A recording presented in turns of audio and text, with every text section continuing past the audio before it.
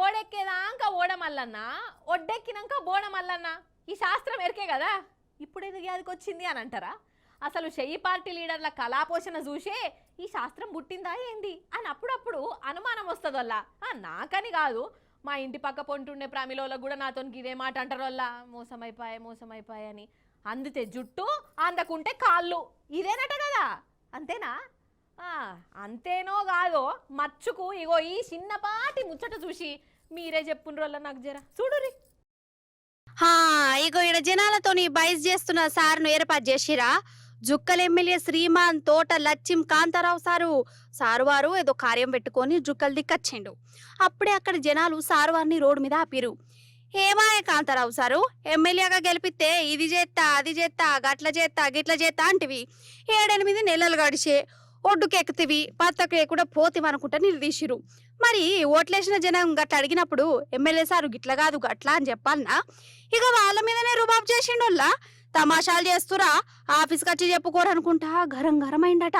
అవసరమా అనోళ్ళ? మరి వాళ్ళు ఊకుంటారా? ఇదేం కథరో, ఓట్లకు ముందు గంతగానం బతలాడి ఇప్పుడు గిట్లున్నవేందని మరల పడ్డరు. ఇంకేమున్నది, పీచేమో అనుకుంటా కారు తీసి వెనుకకు మరిపోయిండు.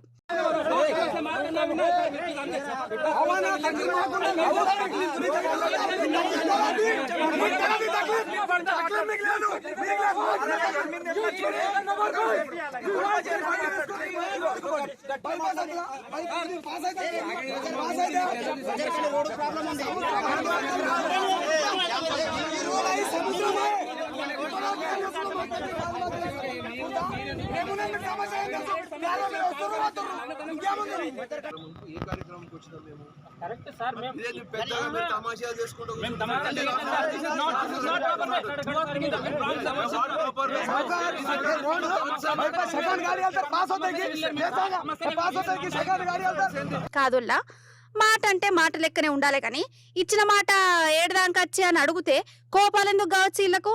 ఈసారనే కాదు, మొన్నటికి మొన్న Mahabub Nagar MLA NM Srinivasa Reddy sir ఎంత ఘోరంగా మాట్లాడిండో మీరు కూడా విన్నారు కదా.